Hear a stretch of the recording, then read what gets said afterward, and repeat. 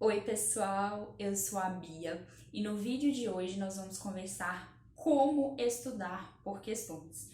O vídeo ele foi feito exatamente para você que vai prestar concurso público ou algum vestibular ou vai fazer alguma prova específica para uma determinada área. Você sabe como estudar por questões? Sabe como essa forma de estudo pode auxiliar na sua aprendizagem e otimizar muito mais o seu tempo? É sobre isso que nós vamos conversar.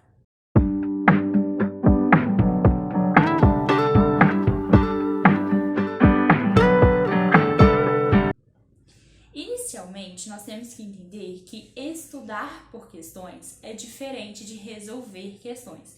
Quando nós resolvemos uma questão, a gente simplesmente senta e faz aquela questão. O estudar uma questão significa que nós vamos aprofundar em todas as temáticas que estão sendo abordadas naquela questão específica. É como se fosse um Lego. Nós vamos desmontar as várias pecinhas que foram utilizadas para criar uma determinada questão e suas alternativas. Hoje eu vou te apresentar alguns passos, algumas formas que você pode utilizar essas questões para otimizar os seus estudos.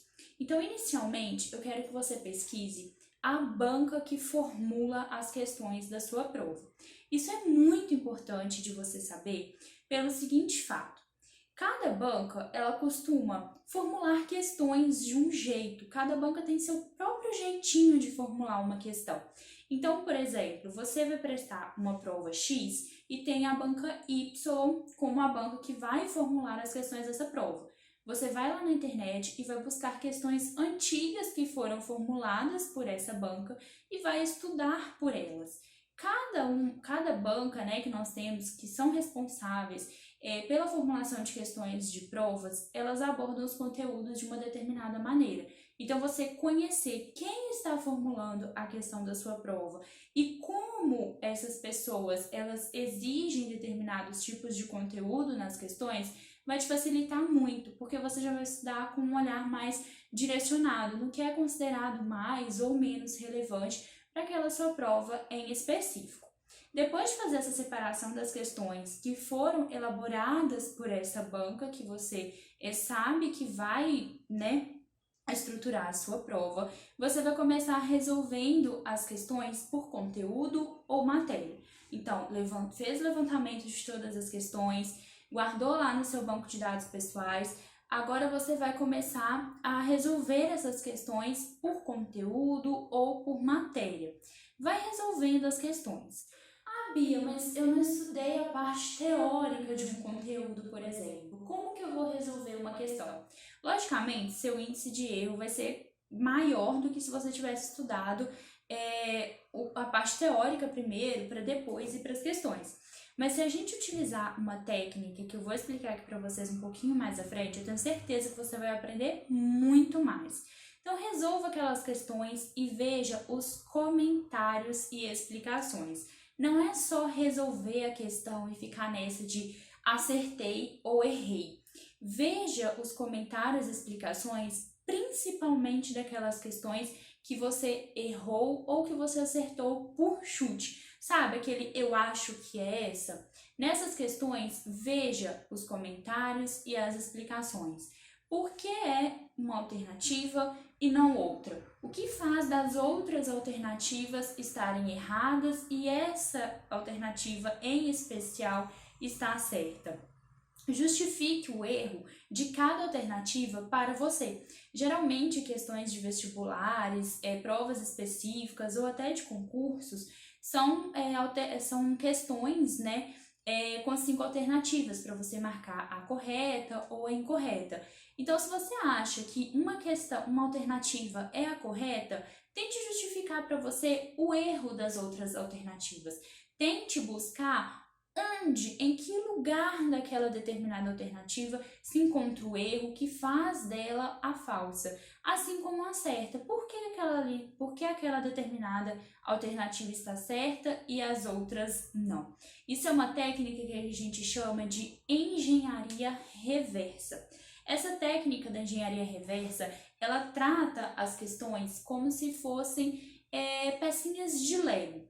Para você montar uma questão, várias coisas foram envolvidas, vários conceitos, vários conteúdos, são todos ali emaranhados para construir uma questão.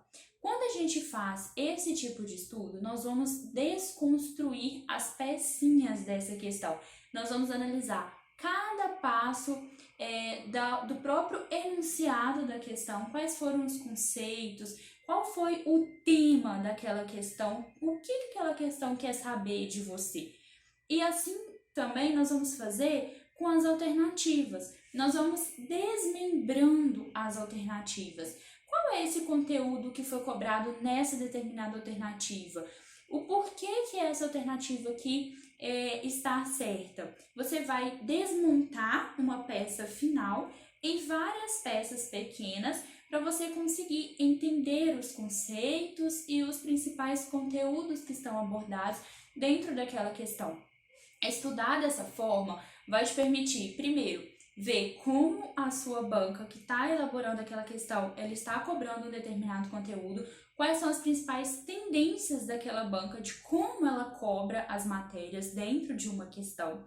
Depois você vai conseguir entender ali como que um mesmo conteúdo ele pode ser cobrado de você dentro de uma questão e dentro de suas alternativas, como que aquele conteúdo ele pode ser desmembrado, e você vai conseguir também entender conceitos, palavras-chave, datas ou locais importantes. Então, em uma questão, quando você estudar, quando você fizer essa engenharia reversa de pegar o todo, o grande, que é a questão, e desmembrar em partes menores, em pequenas peças, que é a técnica da engenharia reversa, você vai ver ali uma série de conceitos, uma série de conexões de por que uma determinada coisa funciona de uma maneira e uma outra coisa funciona de uma outra maneira diferente. Vá anotando isso, anote os principais conceitos, uma ideia central que aparece dentro de uma questão para você conseguir revisar aquilo depois. Uma outra alternativa também que a gente pode usar, né, são a chamada indexação. Ah, Bia, o que é isso? Eu não estudei esse conteúdo, eu vou resolver essa questão. Como que eu vou saber o tema dessa questão? Nos sites que elaboram, né, que a gente consegue encontrar essas questões de provas, nós temos a chamada indexação, que é onde traz ali informações sobre a questão, é onde traz o tema daquela questão e uma vez ou outra até alguma explicação sobre aquele conteúdo. Então, busque pela indexação, que vai te ajudar muito. E estabeleça também metas diárias de resoluções de questões. Todo dia faça um pouquinho. Se um dia você está mais apertado, faça menos. Se um dia você está mais folgado, resolva mais questões. Mas não deixe de fazer. Todo dia resolva um pouquinho de questões e estabeleça metas reais, metas que você vai conseguir resolver. Porque muitas vezes a gente elabora um checklist super grande, uma lista de afazeres super grande, chega no final do dia e a gente não conseguiu fazer tudo. Não conseguiu porque não quis? Não conseguiu porque o volume de coisas para se fazer claramente não estava proporcional ao número de horas que a gente tinha disponível. Então, estabeleça metas diárias de resolução de questões reais que você vá conseguir atingir no seu dia a dia, que você vá realmente conseguir fazer e aprender. Tenha em mente que não adianta você colocar no seu cronograma resolver 20 questões hoje se você só tem tempo para aprender de fato 5. É melhor você colocar resolver 5 questões e aprender as 5. O estudar por questões vai muito além de somente dar o feito no checklist. Você tem que dar o feito, mas com a consciência de que você conseguiu aprender com aquela questão. E não somente deu check por dar ou marcou a atividade como cumprida por marcar, mas que você tenha consciência de que você está tendo um real aproveitamento daquilo que você está fazendo. Bom, pessoal, não esqueça de deixar o seu like no vídeo, de comentar, compartilhar com os amigos. E o estudo por questões é um tema muito legal, que vale muito a pena ser praticado. No começo vai parecer mais difícil, você vai resolver menos questões diariamente, as questões elas vão parecer confusas, vai parecer que você não está aprendendo nada. Mas é uma técnica comprovada, é uma técnica que muitos especialistas utilizam e sim, dá para aprender muito com o estudo de questões. Então já deixa o seu curtir, se inscreve no canal, um beijo e até a próxima!